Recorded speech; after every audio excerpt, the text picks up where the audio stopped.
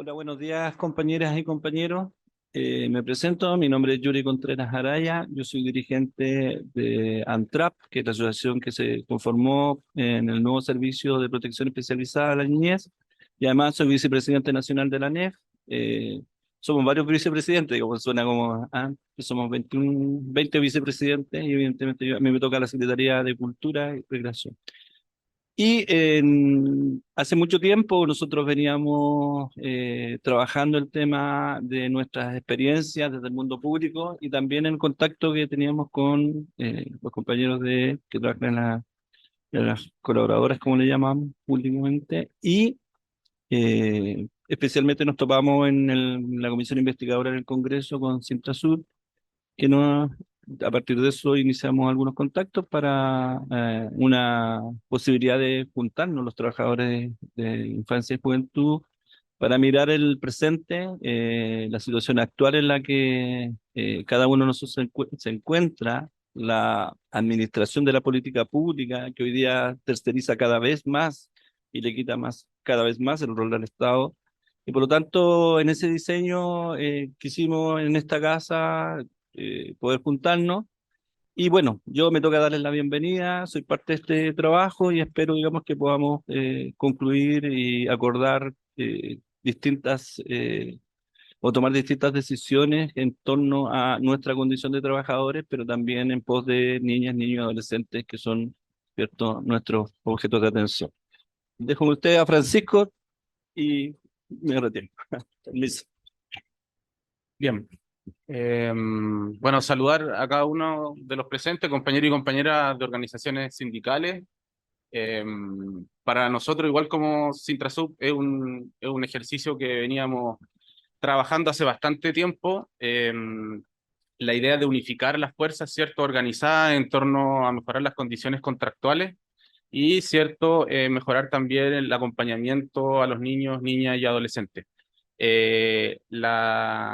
La gracia de esta instancia es que por primera vez estamos podríamos decir que un momento o un hito histórico en cuanto a la convergencia y el ánimo a la discusión respecto a nuestras condiciones contractuales, el modelo de acompañamiento, ¿cierto? Y el trabajo con niños, niñas y adolescentes, no solamente en lo que dice relación con el servicio de protección, sino que también con lo que se viene, ¿cierto?, que tiene que ver con reinserción social juvenil.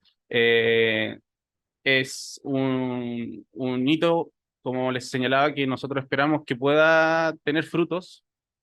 Sabemos que no es fácil construir organización sindical o asociaciones, sabemos que no es fácil consolidarlas, mantenerla y sostenerla en el tiempo por distintos motivos, ¿no? La fragmentación, la tercerización, la subsidiariedad, el temor histórico propio de un proceso dictatorial de largo tiempo que ha generado que nuestros compañeros y compañeras de trabajo en términos organizativos en lo laboral sea muy lento. Somos convencidos de que necesitamos fuerza, de que necesitamos acumular a compañeros y compañeras en todos los frentes para poder dar una pelea en un momento en donde hoy está instalado, ¿cierto?, el funcionamiento del mundo experto, ¿no? Comisión de expertos, equipos de expertos, y tienen un funcionamiento bien centralizado, jerárquico, hermético, lo cual no permite, ¿cierto?, responder y satisfacer las necesidades de la población y las necesidades de los trabajadores. Por otro lado, tenemos un mundo tercerizado bajo lógicas de subsidiariedad, como las fundaciones, corporaciones, ONG, en donde acuden en un ejercicio muy de la mano de la colaboración, pero no existiendo tal, ¿cierto? También existe una asimetría de poder y una dependencia, ¿cierto?, a los órganos del Estado. Y la pregunta lógica es: ¿dónde estamos los trabajadores? ¿Dónde están las trabajadoras? ¿En qué estamos los trabajadores? ¿En qué estamos las trabajadoras? Y creo que ese es el hito que nos convoca hoy en día, ¿no? Saber dónde estamos, quiénes somos, con quiénes contamos y qué podemos hacer, ¿sí? Creo que es el desafío de esta instancia, insisto, como un hito histórico, porque al menos yo, en lo que yo como dirigencia no conozco eh, una instancia de tal magnitud en ninguno de los espacios públicos. creo que es relevante sacar a colación aquello, ¿no? Eso. Para pasar derechamente a propósito del tiempo y los retrasos, teníamos tres grandes partes en el espacio. La primera es una exposición, la segunda es una presentación de las organizaciones sindicales presentes y después una breve, una mesa de discusión para ver si podemos sacar algunos acuerdos de la instancia, ¿no?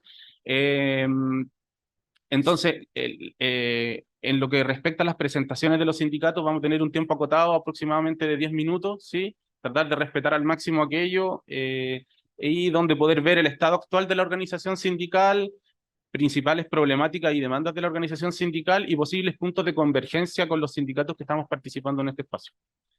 Eh, Cerramos con la mesa de discusión relacionada al rol social del trabajo con infancia y juventud, cómo dignificamos nuestra labor y cuál es la importancia del trabajo sindical. Y en otra mesa, entre la vocación y la explotación laboral, cuáles deben ser las demandas en lo laboral, qué puntos en común tenemos y cómo los podemos proyectar. Antes de eso, como preámbulo, ¿cierto? La exposición que nos va a presentar el profesor Vicente Cinto Campos, eh, profesor que lo conocemos al menos nosotros como organización sindical desde nuestro nacimiento, nos ha estado acompañando en varias investigaciones, junto con su equipo, ¿cierto? De trazas. Para nosotros igual es súper significativo que esté acá presente en representación del grupo de estudio en un sector laboral donde tenemos poca, poca lectura, poca investigación, ¿no? Y nos parece relevante investigar, estudiar bajo métodos, ¿cierto? La real condición en la que se encuentran los trabajadores, las trabajadoras y el modelo de acompañamiento a la niñez y juventud. Entonces dejo con usted a Vicente Campo, doctor en Psicología Social de la Universidad Autónoma de Barcelona, profesor titular de la Universidad Católica de Valparaíso, director del doctorado de Psicología y además parte del grupo de equipo Trazas, que es trabajo, subjetividad y articulación social de la misma casa de estudio. Así que la presentación se denomina Privatización y Precarización como sentido común en el quehacer de las políticas de protección. Vicente.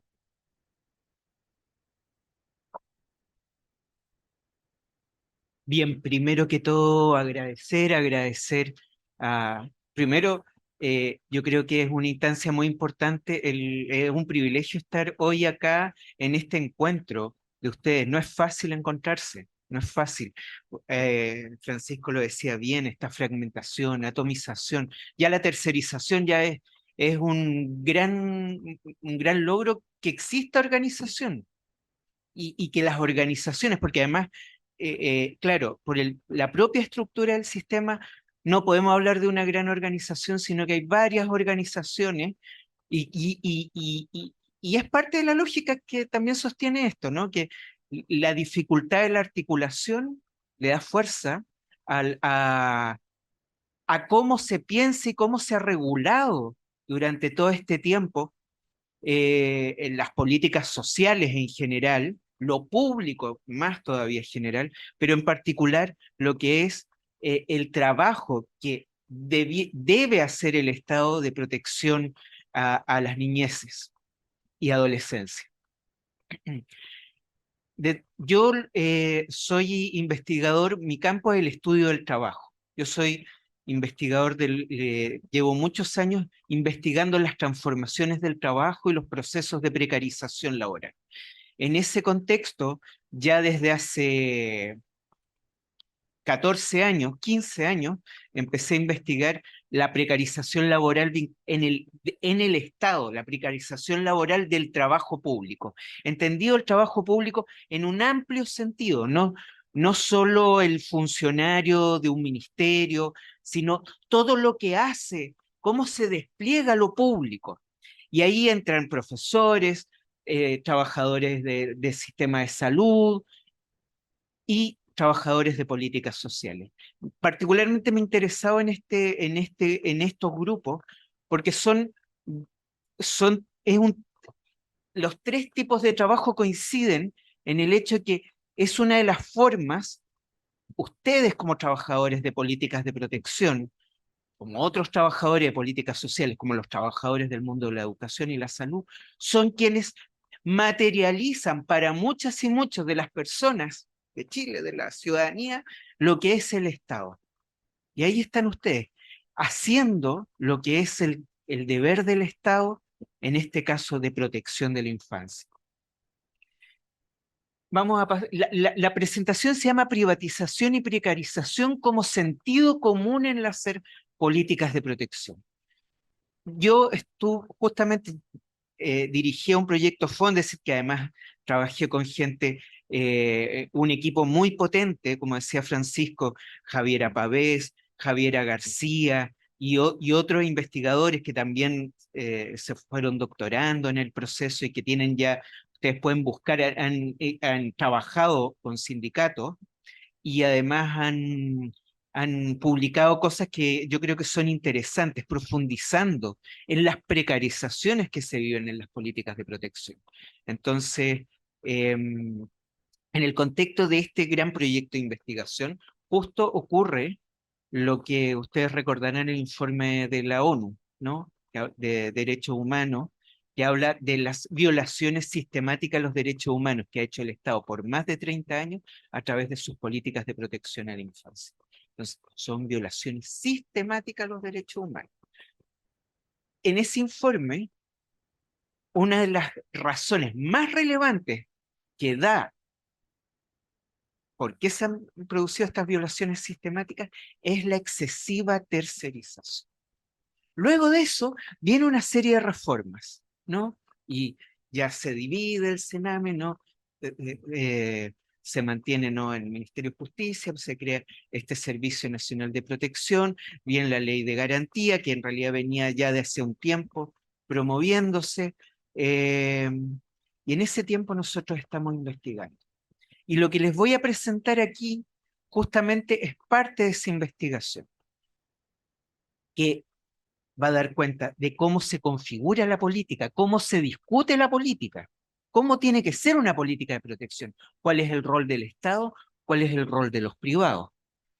Y en contraste, luego, cuál es la experiencia de las y los trabajadores, que en realidad es la que ustedes viven cada día, o sea, y quizás es muy incompleta, pero espero que sea un insumo también en sus trabajos. Nuestro trabajo como investigadores es generar herramientas y desde ahí entregar estas herramientas para ustedes que están transformando. Así que espero que pueda ser un insumo en este trabajo tan importante que hacen ustedes. Vamos a la siguiente.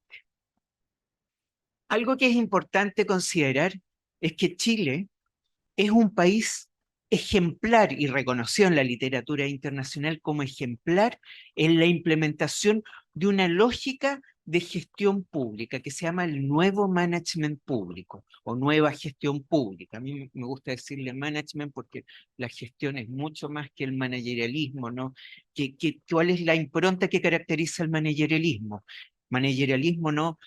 Tiene una etiqueta que está acuñada en la literatura, y tiene que ver con que todo es mejor si se hace como si fuera una empresa privada. Y todo es mejor si están las empresas privadas, con la lógica privada, la lógica de la gran empresa privada, involucrada en este caso en hacer política pública. Y aquí es una cita, y fíjense que se llama Reinventando el gobierno, ¿no? Cómo el espíritu emprendedor o el espíritu empresarial también está transformando el sector público. De estos autores, David Osborne y Ted Gabler, es uno entre tantos bestsellers, y fíjense que tiene una recomendación de Bill Clinton, ¿no? Presidente demócrata, supuestamente, bueno, ya lo sabemos que no era tan de izquierda como algunos decían. Y esto debe ser leído por todos los que tienen alguna responsabilidad política en Estados Unidos. ¿Y qué dice? Este libro es un ejemplo. Hay toda una lógica que se va instalando y que además luego va a ser promovida en una agenda global de reforma, se le llama así, agenda global de reforma, que viene promovida por organismos internacionales como el Banco Mundial, la OECD, a un autor que habla del consenso de Washington. No es que se hayan juntado y han firmado algo, pero hay un momento en que un montón de organismos internacionales, algunos de los cuales están en Washington, fundamentalmente el Banco Mundial, empiezan a promover, pero no solo en Washington, o sea, Comisión Europea, hacia Europa, hacia adentro también, empiezan a promover una lógica de gestión pública, una lógica para hacer el Estado. Y aquí está la cita. es necesaria la reinvención radical del Estado, la transformación de su estructura con el fin de aprovechar el enorme poder de la acción empresarial y la fuerza del libre mercado. Fuerza del libre mercado. Para ello, la recomendación es clara: reducir al Estado a través de la descentralización y la participación creciente de privados en la provisión de servicios públicos. Y aparece esta etiqueta, provisión de servicios públicos. Son proveedores de servicios públicos, servicio público de protección, por ejemplo.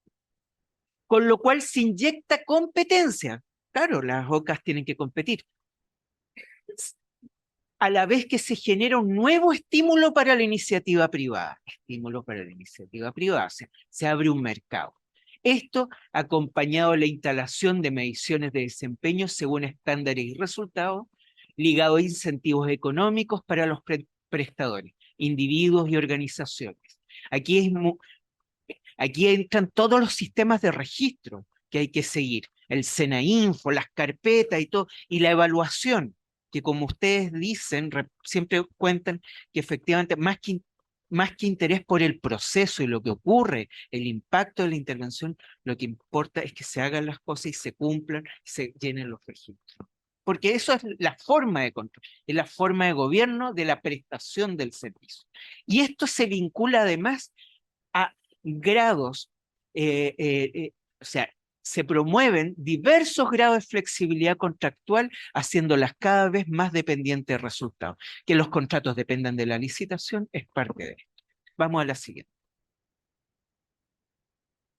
Entonces el nuevo management se transforma en una guía. Aquí hay que pensar que la precarización del Estado y de lo público en general en Chile se instala con la revolución encabezada por el dictador Pinochet. O sea, Tomás Mulián dice, primero es un gobierno contrarrevolucionario, pero luego instala la revolución neoliberal. Y vino Friedman aquí a recomendar cómo tenía que ser el Estado.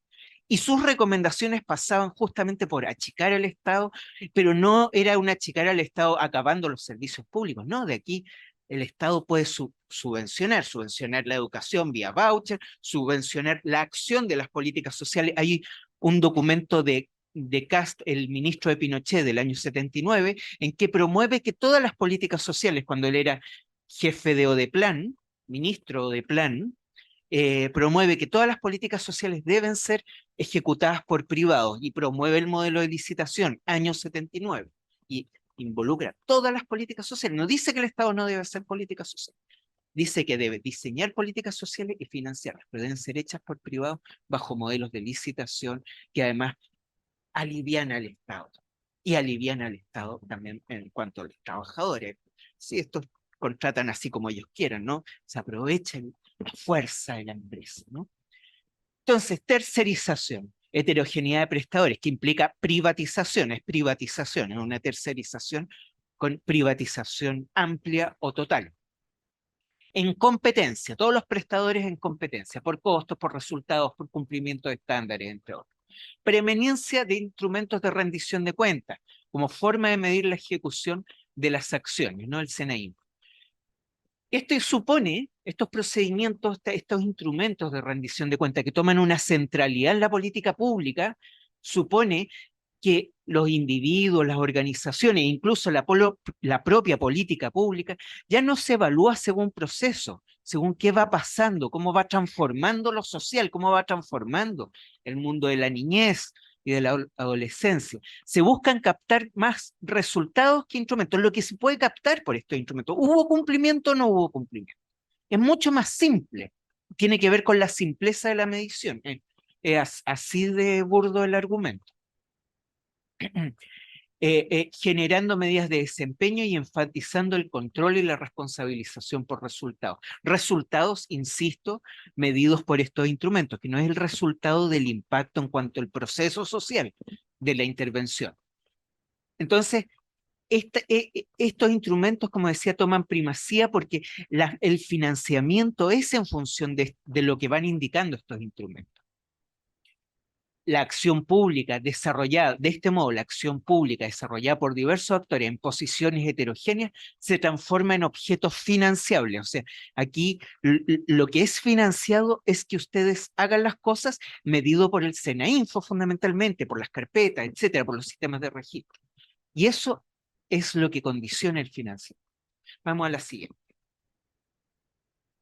Como decía, esto es parte de una agenda global de reforma. Y aquí son unos documentos, miren, organización y distribución de delivery of child protection, World Bank. Luego, Public Service Delivery. Entonces, vamos a la siguiente. Esto es una muestra nomás, son documentos del Banco Mundial que dan cuenta de que esto es una agenda global. Y Chile, insisto, ha sido destacado en la literatura como el ejemplo, y según el Banco Mundial, un excelente ejemplo, porque gracias a ello se ha ampliado la cobertura en la intervención a un relativo bajo costo. Así dice el Banco Mundial. ¿Esto qué significa en el caso de Chile? Hay un diseño de la política primero, y esto no tenemos que ser ingenuos, y aquí yo creo que ustedes han demostrado algo muy interesante, que en la precariedad que domina el trabajo en niñez, en infancia, se ha logrado organizar y han logrado tener una voz en el debate, una voz reconocida. Y eso es algo muy importante. Han sido invitados a las comisiones, se les escucha. Pero ¿quiénes son más escuchados normalmente? ¿Quiénes tienen siempre, si alguien ha ido a alguna comisión en el Parlamento, están los diputados y senadores que conforman la comisión, ¿no? En la mesa, uno va a presentar, pero alrededor hay otras sillitas. ¿Quiénes están ahí? Los think tanks, está el Centro de Estudios Públicos, está Libertad y Desarrollo. Están ahí tomando nota y whatsappeando a veces ahora ya han aparecido otros think tanks más de izquierda, pero quienes están ahí son funcionarios, abogados, asesores legislativos de think tank. O sea, que están ahí para influir, para imponer su agenda ideológica, más allá de cualquier evidencia empírica que en el caso de uno, ¿no? Que como el trabajo de uno trata de presentar. Entonces, están ahí y tienen primacía. Y los organismos internacionales, y eso es lo interesante también del trabajo de análisis más investigativo, cuando uno analiza el documento del Banco Mundial en que promueve esto, va a buscar la evidencia y son tan parciales y tú luego miras qué es lo que se ha investigado en torno a los efectos de la implementación de estas políticas en investigación independiente, de académicos, publicados en revistas que tienen evaluación y todo eso. Y es un desastre, pero el Banco Mundial lo considera fabuloso, como lo que les decía, Chile es un ejemplo. Entonces, la evaluación de programas y políticas se hace solo por cobertura, resultados según indicadores. No se aborda el impacto de la política en los beneficiarios, en la población. Asimismo, la tercerización de la ejecución de las políticas sociales, privatización total, es lo que más se nota. Las ONGs y las consultoras, lo que tenemos, compiten como ejecutoras, las OCAs. Se paga por resultados. Hay precarización laboral, es lo que caracteriza la forma de vínculo laboral de los trabajadores. Y fuerza este sistema de rendición de cuenta por actividad y resultados. Y los trabajadores son invisibles para la política a la vez que sostén de la política. Vamos a la siguiente.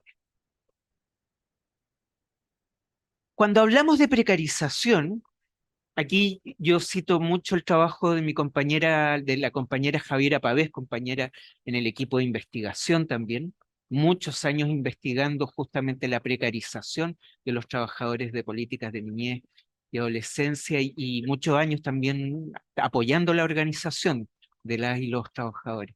Ella misma trabajadora mucho tiempo, ahora investigadora en la universidad, pero bueno, la cito a Javiera, que tiene publicaciones al respecto, recomiendo Javiera Pavés.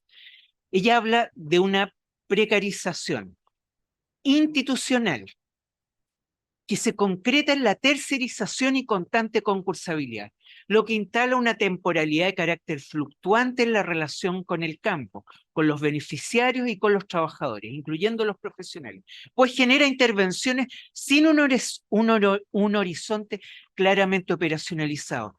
Las licitaciones van de meses, algunas hasta máximo de 3 años se habla en la actual ley, pero siempre es la licitación, el proceso cambiando, cambia. Una ministra habló de los niños como paquetes licitables, si se acuerda, una ministra Javiera Blanco, si no me equivoco. Niños licitables. Claro, los niños se licitan, se termina la licitación y otra boca puede tomar la posta supuestamente, pero no hay tal posta. O es difícil que se constituya dada la estructura propia de la política.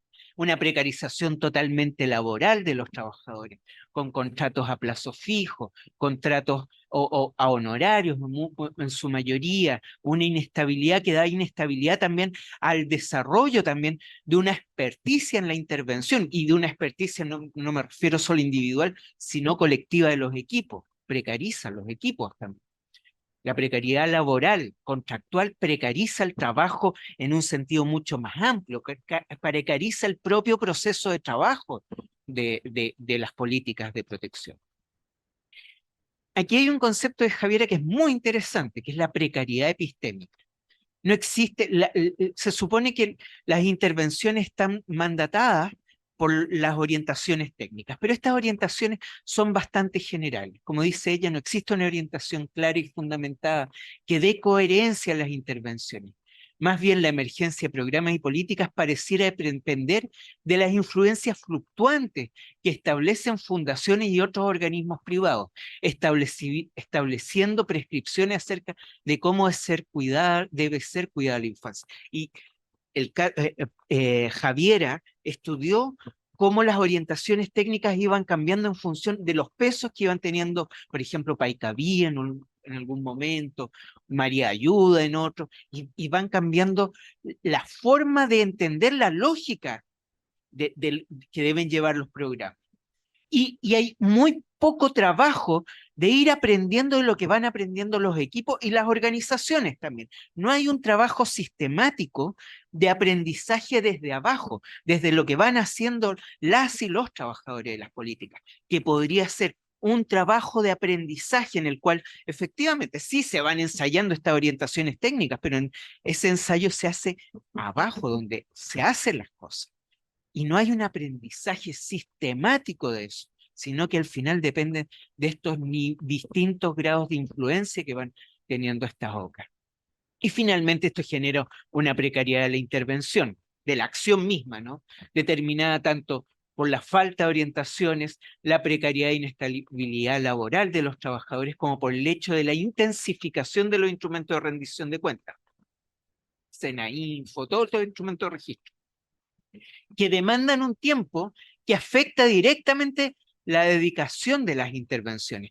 Cada vez la evidencia empírica muestra eso, es muy fuerte, constituyéndose en obstaculizadores del trabajo, ya que impediría realizar aquellas acciones que son relevantes para el cuidado, según lo que van reportando los trabajadores. Vamos a la siguiente.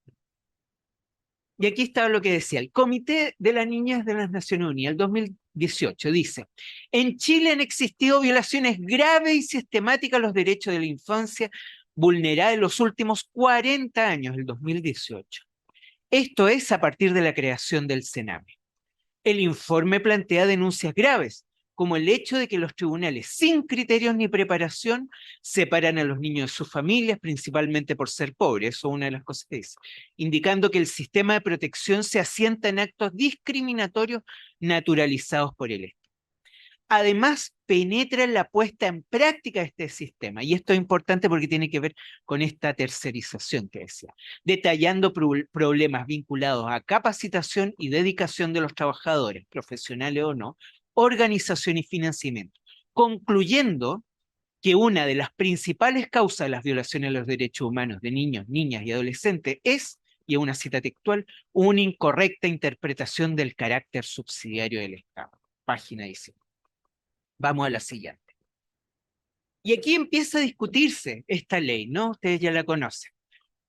No, ahí el Estado se va a hacer cargo, y esto en paralelo a la discusión de la ley de garantía. Vamos a la siguiente.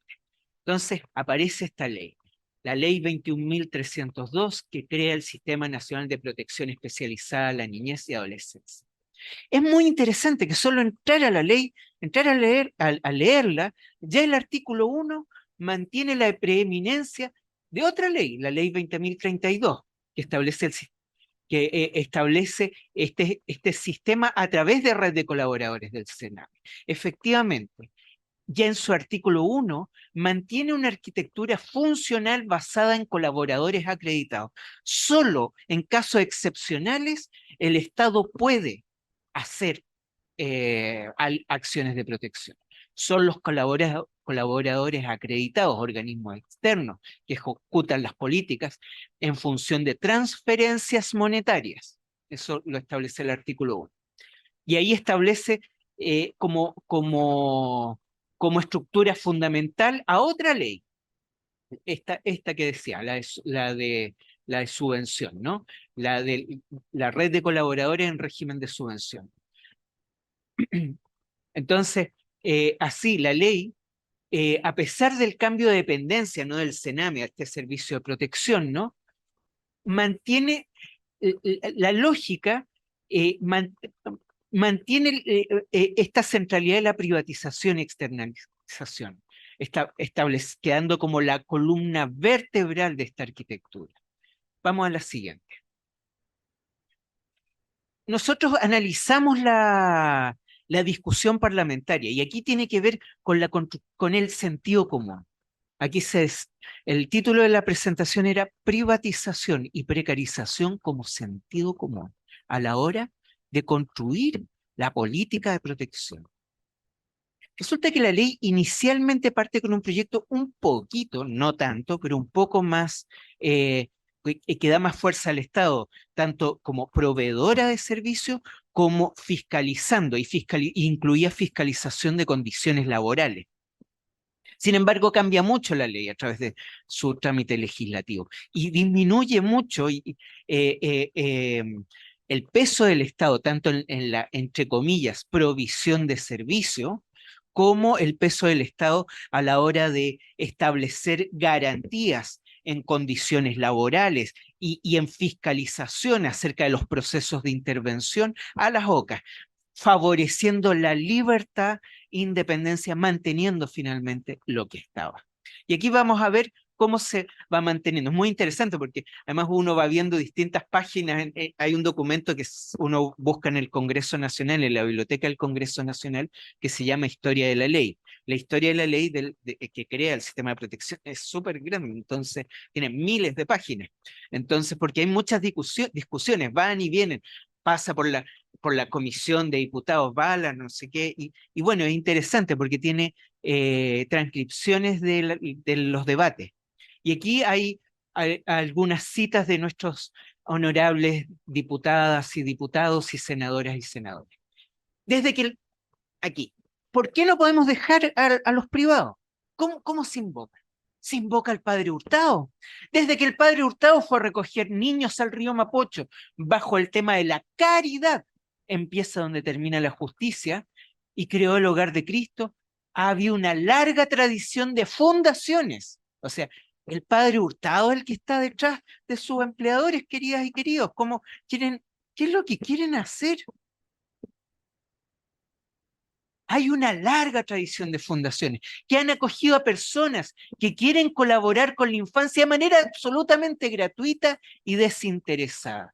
Así emergen los organismos colaboradores en este espacio y son invocadas una y otra vez bajo esta retórica. Aquí tiene que ver con la construcción retórica, tiene que ver con los recursos mediante los cuales se va legitimando la privatización y la precarización. En ellos son tan importantes el Estado como la sociedad civil. La Fundación María Ayuda, a la que he visitado en el hogar que tienen en Ovalle, y distintas fundaciones a lo largo del país cumplen un rol muy importante.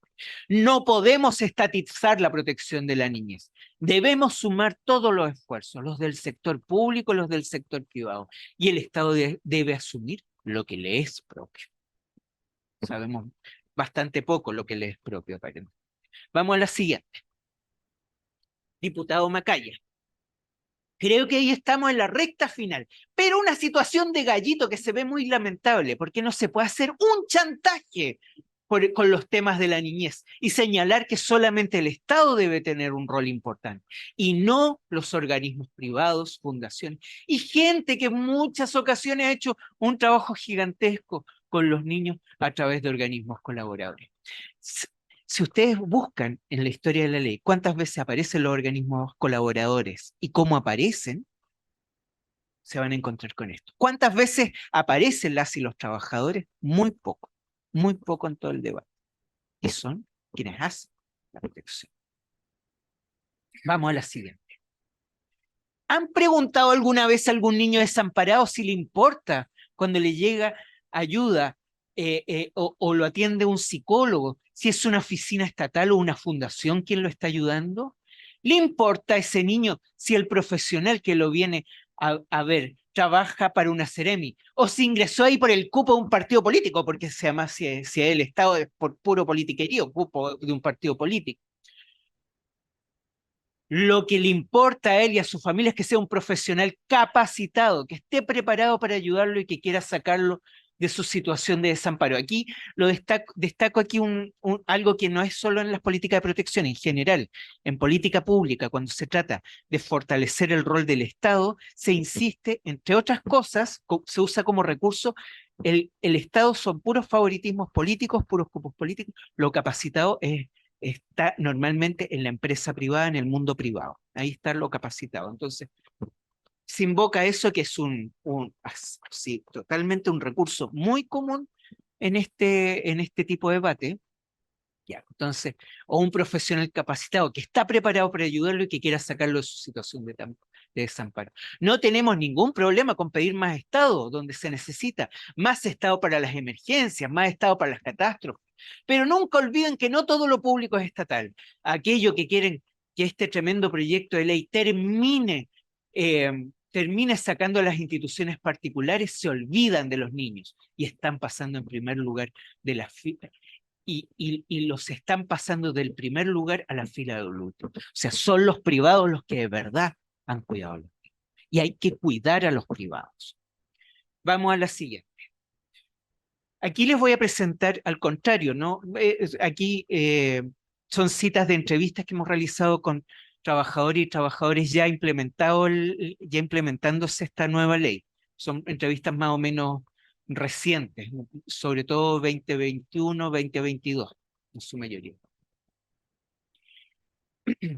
Lo que se busca, ¿cómo se entiende este servicio de protección? ¿Cuál es ¿Qué es lo que hace este servicio de protección según ustedes? ¿Cómo lo viven? Lo que se busca es más llenar números y estadísticas que centrarse en lo que efectivamente el proceso interventivo refleja para una familia. Esto es lo mismo que se decía. Porque nos revisan las carpetas, si es que están los documentos, pero no tengo la certeza de si revisarán el registro de cada una de las intervenciones que hacemos en el mes, los informes, los resultados y los avances que nosotros le exponemos al tribunal. Y la verdad es que les quita como el rostro al caso, y solo buscan si es que están listos y están bien los documentos, si es que los papeles están en regla, si es que están firmados. Los organismos colaboradores, ¿no? ¿Cómo emergen? Las ONGs, en este caso, que son las empresas privadas que se adjudican esos proyectos, lo que hacen es tratar de abaratar costos. Ese fenómeno súper de empresa privada. Al fin y al cabo es como tratar de darle una respuesta a un problema por encima, solamente para poder llegar a la meta que me propone el servicio.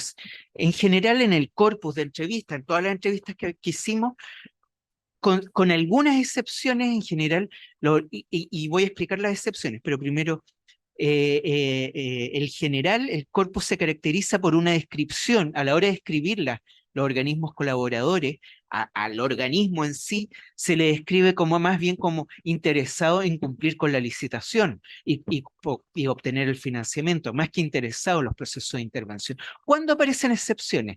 Normalmente aparecen relatadas como intereses de equipo o de profesionales, no necesariamente de la institución en su global.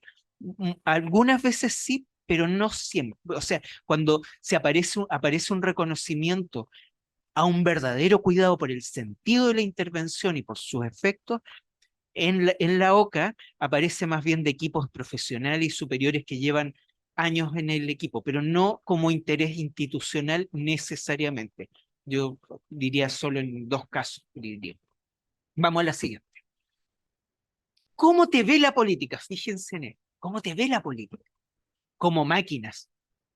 No se ve que el trabajador también es persona y que tiene límites. Tiene el límite que le permite su cuerpo, su humanidad, la naturaleza de la intervención y de ser trabajador de este tipo de trabajo. Es un trabajo profundamente emocional. Este uno de los, en la literatura es considerado uno de los trabajos emocionales o trabajos afectivos, en el sentido que uno se pone. Es a través de la subjetividad y el ejercicio, obviamente, ¿no? De las herramientas de nuestras disciplinas profesionales y nuestras técnicas, pero todas esas las jugamos más bien como un artesano en el oficio de la intervención, de la ejecución de la intervención. Es un oficio en que vamos articulando acciones, y vamos articulando herramientas técnicas y los saberes de nuestra disciplina.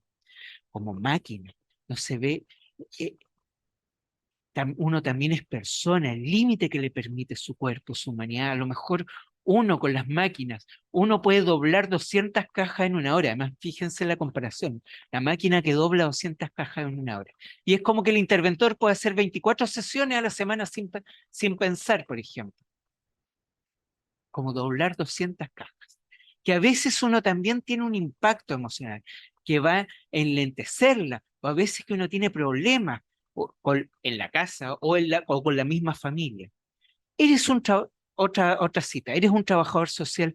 ¿Cómo te ve la política? Eres un trabajador social como sin contenido, insignificante nomás, vacío, que se puede despedir, recontratar, mover y no importa. Importa el número, también apareció en otra cita.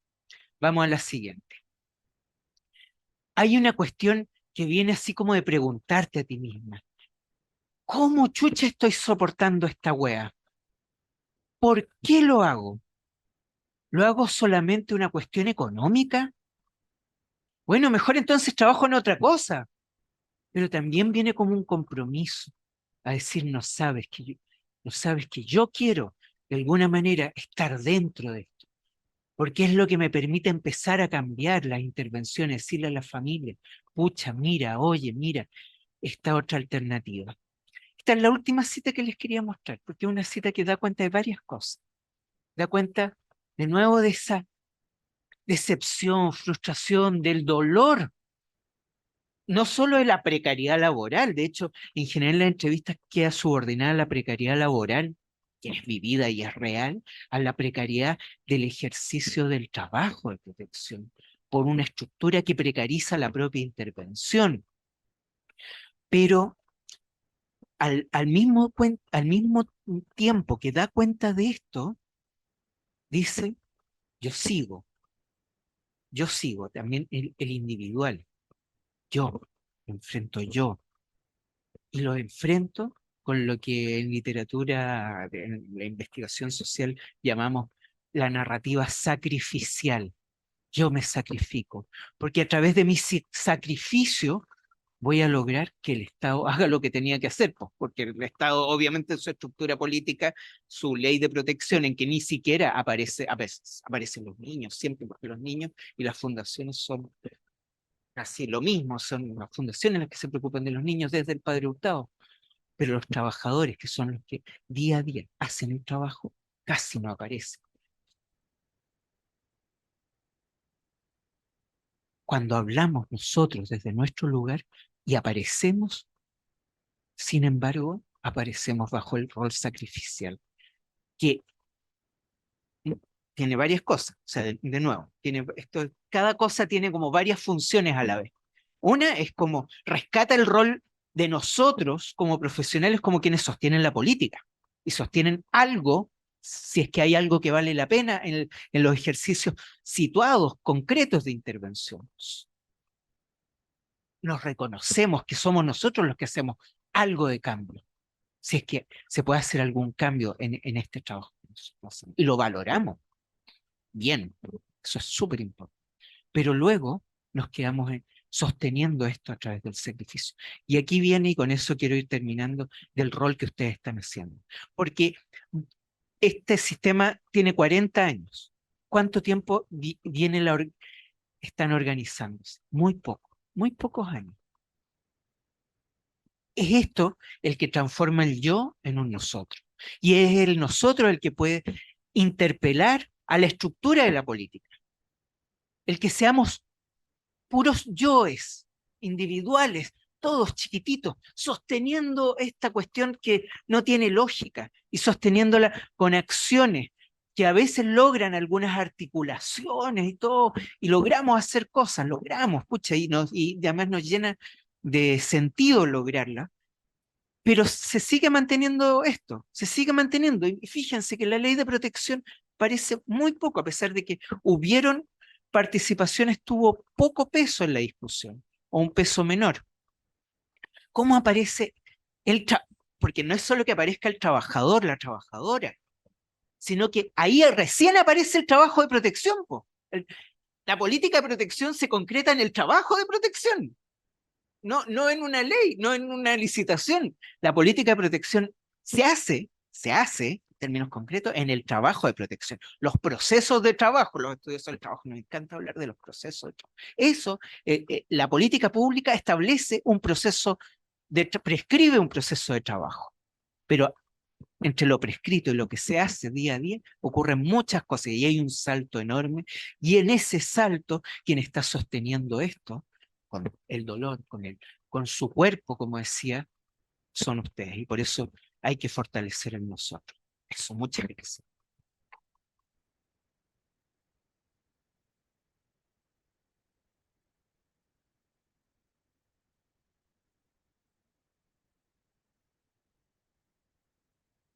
Agradecer, ¿cierto?, a Vicente, el profesor Sisto, por la exposición. Hay hartos desafíos por delante. Es cierto que el mundo sindical en nuestro sector es bien nuevito, pero no por eso hay que, hay que parar, sino que todo lo contrario, hay que seguir aunando esfuerzos en pos de tener una fuerza y una musculatura que nos permita generar transformaciones más estructurales y no meros maquillajes como se viene dando.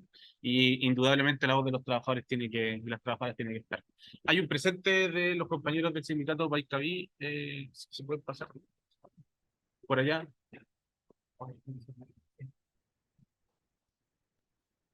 Sí, dale, dale. Si hay alguna, así en honor, en realidad en honor a los tiempos bien acotados, pero si hay alguna pregunta, comentario cortito, preciso, que quiera eh, presentarse al profesor, está disponible. Sí. Para que quede grabado, por eso. Primero, compañero, saludar tu intervención. Creo que ha sido importante desde el punto de vista de poder tener un marco de referencia, ¿cierto? Lógico, a pesar de que, claro, somos trabajadores tanto de la infancia como de juventud. Y creo que un aspecto importante que, a propósito del conocimiento, ¿cierto? De la producción de conocimiento y todo este análisis que tú realizas, quizá una línea de investigación que hay que profundizar es justamente cómo ha sido representada la voz de las trabajadoras y trabajadores. Porque ahí entendemos que también hay un fenómeno particular, ¿cierto? Que hay que analizar y que probablemente va a ser parte de las discusiones que tengamos en las comisiones, ¿cierto? Cómo efectivamente ha habido un cierto fenómeno de funcionalidad también, ¿cierto? Este Estado no ha estado interactuando solo tampoco en 40 años. Y en eso también hay una responsabilidad sin duda, porque como este es un encuentro de trabajadoras y trabajadores, sin duda que el desafío está en cómo superar esas lógicas que efectivamente parece que más que representar intereses de trabajadores tienen que ver con representar intereses institucionales. Nosotros hablamos de un sindicalismo institucionalizado que efectivamente es parte del problema. Pero bueno, ahí justamente por eso más que la observación es como decir que bueno que se abre un análisis en ese sentido, porque justamente en eso hay que producir conocimiento, hay que generar a propósito de eso también estrategias, formas de acción que nos permitan ir superando justamente esas camisas de fuerza que son institucionales, que son procuradas también desde algunas vocerías sindicales y que efectivamente lo que hoy día nos tiene convocado en un esfuerzo a lo mejor inédito para algunos, pero que en realidad tiene harto contenido de calle, de movilización y que efectivamente de esfuerzos que en cada uno de los espacios los que estamos acá hemos ido aportando. Así que desde lo que a nosotros respecta, muy agradecidos del enfoque que tú le has dado y abre la perspectiva también para profundizar en ese análisis. Eso. Bien. ¿Otro comentario, reflexión, pregunta?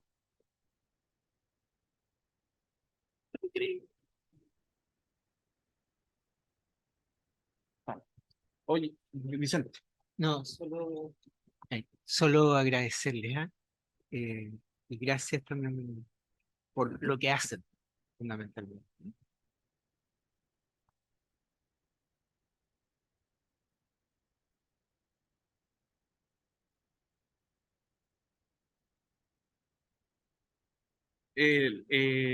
Una pausita breve, 5 minutitos, y ahí sí nos desordenamos un poquito para mirarnos los rostros y presentarnos como organizaciones, unos 10 minutitos cada organización, en qué estamos organizacionalmente como sindicatos, como asociaciones, para dónde están nuestras luchas y dónde vemos que podemos converger como organizaciones sindicales del área. ¿Sí? ¿Les parece?